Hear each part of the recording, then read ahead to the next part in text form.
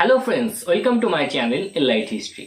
তো আজকে নেটসেট ইতিহাস বিষয়ক একটা গুরুত্বপূর্ণ বইয়ের কিন্তু সন্ধান আপনাদেরকে আমি এই ভিডিওতে দেব এবং বলবো কেন বইটা গুরুত্বপূর্ণ এবং এই বইটাতে কি ত্রুটি রয়েছে।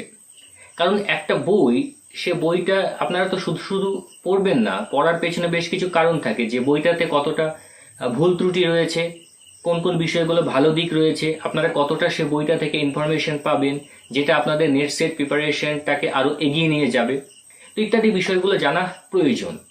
কিন্তু আমি এই বিষয়ে নিঃসন্দেহ যে এই বইটা আপনাদের নেটের প্রিপারেশনের ক্ষেত্রে খুব কাজে দেবে। তো তোমরা যারা বিগিনার্স, যারা ভাবছো যে এবার নেট সেট পরীক্ষাটা দেবে বা নেট সেটের প্রিপারেশনটা শুরু করবে, তাদের ক্ষেত্রে আমি স্পেশালি বইটা রিকমেন্ড করব যে তোমরা অবশ্যই বইটা পড়ো। এবং যারা দীর্ঘদিন ধরে ইতিহাসটা পড়ছো বা দীর্ঘদিন ধরে নেটের প্রিপারেশন নিচ্ছ, তারাও একটু বইটা হাতে নিয়ে দেখতে পারো যে তোমাদের কেমন লাগছে বইটা। নিশ্চয়ই সৌরভ কুমার চৌবের নাম শুনেছ, যিনি প্রাচীন এবং মধ্যযুগের ভারতের ইতিহাসের ওপর স্পেশালি নেটের জন্য বই লিখেছেন। তো সে বইয়ের বাংলা অনুবাদ কিন্তু প্রকাশিত হয়েছে, সুতরাং সহজেই কিন্তু আপনারা সে বইটা পেয়ে যাবেন। তো এই বইটারই আমি আজকে রিভিউ করব। দেখুন, প্রাচীন ভারত, লেখক সৌরভ কুমার চৌবে, অনুবাদ করেছেন শুভেন্দু মণ্ডল। এটা বেরিয়েছে ইউনিভার্সাল বুকস থেকে। এই বইটা অনলাইনে অ্যাভেলেবেল আছে। আমি এই ভিডিওর নিচে ডেসক্রিপশন বক্সে বইটার লিঙ্ক দিয়ে দেবো, আপনারা সেখান থেকে গিয়ে একটু দেখতে পারেন বইটা।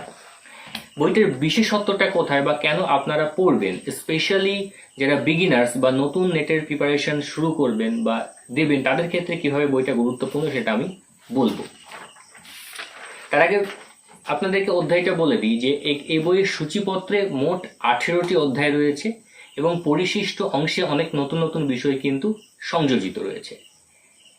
তো সূচিপত্রের যে প্রথম অধ্যায়, প্রাচীন ভারতের ইতিহাসের উৎস, সেখানে কিন্তু আপনারা শুধুমাত্র ইতিহাসের উপাদান পাবেন না, এখানে আধুনিককালের ঐতিহাসিকগণ প্রাচীন ভারতের কোন কোন দিক নিয়ে কাজ করেছেন, তাদের কি কি গ্রন্থ রয়েছে, এই বিষয়ে কিন্তু একটু ডিটেলস ইনফরমেশন এখানে পেয়ে যাবেন। এবং এই বইটা লেখার ক্ষেত্রে প্রাচীন ভারতের যে গভীরে গিয়ে তথ্য, সেই তথ্যগুলো কিন্তু তুলে ধরা হয়েছে। এবং নেট সেটের ক্ষেত্রে আমরা কি চাই, আমরা এমন একটা বই চাই যেখানে ইতিহাসের গভীরে গিয়ে ইনফরমেশনগুলো তুলে ধরবে। তো সেরকমই একটা বই হচ্ছে প্রাচীন ভারতের ইতিহাস, লেখক হচ্ছে সৌরভ কুমার চৌবে। আর কি রয়েছে আপনারা সূচিপত্রটা দেখলে বুঝতে পারবেন। আর আমি পরিশিষ্ট অংশ বলি, পরিশিষ্ট অংশে কিন্তু গুরুত্বপূর্ণ বেশ কিছু বিষয় সংযোজিত হয়েছে, যেমন প্রাচীন ভারতের চিত্রকলা, প্রাচীন ভারতের স্থাপত্য ভাস্কর্য, প্রাচীন ভারতের গণরাজ্য, প্রাচীন ভারতে মহিলাদের অবস্থান, অনেক বিষয় রয়েছে। এবং তারপরে রয়েছে হিস্টোগ্রাফির অংশ, যেখানে বিভিন্ন গ্রন্থের তালিকা দেখতে পাওয়া যাবে। এবার বিষয়টা বলি, অনেক মানচিত্র ব্যবহার করা হয়েছে যেটা ইতিহাস জানার ক্ষেত্রে খুব গুরুত্বপূর্ণ। পাশাপাশি প্রত্যেক অধ্যায়ে কিন্তু অনেক এমসিকিউ রয়েছে, যেটা এবং এমসিকিউ গুলো বাংলাতে রয়েছে, তোমাদের সলভ করতে অনেকটা সোজা হবে। কথায় বলতে গেলে অসাধারণ একটা বই। এবং তোমরা যারা নতুন নেট সেট পরীক্ষা দেবে বা প্রিপারেশন নেবে ভাবনা চিন্তা করছো, তাদেরকে আমি স্পেশালি বইটা রিকমেন্ড করব, তোমরা অবশ্যই বইটা একবার দেখো। কারণ তোমরা যদি নিজে প্রিপারেশন নাও, নিজে প্রিপারেশনের ক্ষেত্রে তোমাদেরকে হয়তো অনেক সময় নোট বানাতে হতে পারে। তো এই বইটাতে এমন কিছু ইনফরমেশন রয়েছে যে তোমাদের সেই নোট বানানোর যে একটা দীর্ঘ প্রসেস, বিভিন্ন বই পড়ে নোট বানানো, সেই যে কাজ, সেই কাজটা তোমাদের করতে হবে না। এখানে তোমরা অনেক ইনফরমেশন পেয়ে যাবে প্রাচীন ভারতের উপর। এবং সৌরভ কুমার চৌবের মধ্যকালীন ভারতের ইতিহাসের ওপরও বইয়ের বাংলা অনুবাদ বেরিয়ে গিয়েছে। এটা সেম অনুবাদক ইউনিভার্সাল বুকস থেকে বেরিয়েছে, সেটাও কিন্তু তোমরা এই ভিডিও নিচে ডেসক্রিপশন বক্সে লিঙ্কটা পেয়ে যাবে, সেখান থেকে তোমরা অবশ্যই বইটা একবার দেখতে পারো। অবশ্যই একবার দেখো বইটা যে কতটা ইনফরমেশন রয়েছে। কারণ আমি তোমাদেরকে এর আগে টেক্সট বইয়ের কথা বলেছি, রেফারেন্স বইয়ের কথা বলেছি, কিন্তু এই বইটা তোমরা দেখো। এবং এটা শুধুমাত্র নেট সেট বলে নয়, এসএসসি বা বাকি অন্যান্য যে সকল পরীক্ষা রয়েছে, অর্থাৎ যেখানে ইতিহাসের প্রশ্ন আসে, সব ক্ষেত্রে কিন্তু খুব গুরুত্বপূর্ণ। কিন্তু স্পেশালি নেট সেটের ক্ষেত্রে তোমরা অবশ্যই একবার দেখো বইটা। তো কিছু ত্রুটি বিচ্যুতির কথা আমি এখানে বলবো, যে বইটার সবকিছু ঠিক আছে, প্রচুর ইনফরমেশন রয়েছে, অনেক টেবিল দেওয়া রয়েছে, এমসিকিউ কোশ্চেন দেওয়া রয়েছে, খুব ভালো। কিন্তু বেশ কিছু জায়গাতে অনেক ত্রুটি রয়েছে। যেমন প্রথম হচ্ছে বইটার বাইন্ডিং। আমি বইটা সংগ্রহ করার পর এক দুইবার খুলে দেখেছি, তারপরে কিন্তু বাইন্ডিং খুব খারাপ, বইটার অনেক পেজ খুলে গেছে, দেখা যাচ্ছে এই যে। তো বাইন্ডিংটা যদি আর একটু ভালো করতো তাহলে বেটার হতো। আর দ্বিতীয় বিষয় হচ্ছে, যেহেতু বইটা হিন্দি ভার্সনের বই থেকে বাংলাতে অনুবাদ করা, সেক্ষেত্রে অনুবাদের কাজের ক্ষেত্রে অনেকটা ত্রুটি রয়ে গেছে। তো এমন কিছু শব্দ পাবে বা এমসিকিউ সলভ করার ক্ষেত্রে এমন কিছু কোয়েশ্চেন পাবে যার মানে কিন্তু বোঝা খুব কঠিন হয়ে দাঁড়াবে। এর কারণ হচ্ছে একটাই, যে হিন্দি থেকে বাংলাতে অনুবাদ করা। গ্রন্থের শেষে অনেকটা প্রাসঙ্গিক গ্রন্থের তালিকা দেওয়া রয়েছে।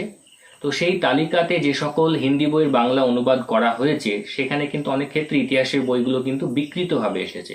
বিকৃত হবে কি, অনেক ক্ষেত্রে বইটা হিন্দি থেকে বাংলাতে না পড়ে যদি ইংলিশেই থাকতো বইয়ের নামগুলো, তাহলে অনেকটা বুঝতে সুবিধা হতো। কিন্তু এখানে এমন এমন বইয়ের নাম পাবে যে বই কিন্তু ঐতিহাসিকরা লেখেননি। সাপোজ আমি একটা এক্সাম্পল দিই, যে শেষে হিস্টোগ্রাফির অংশে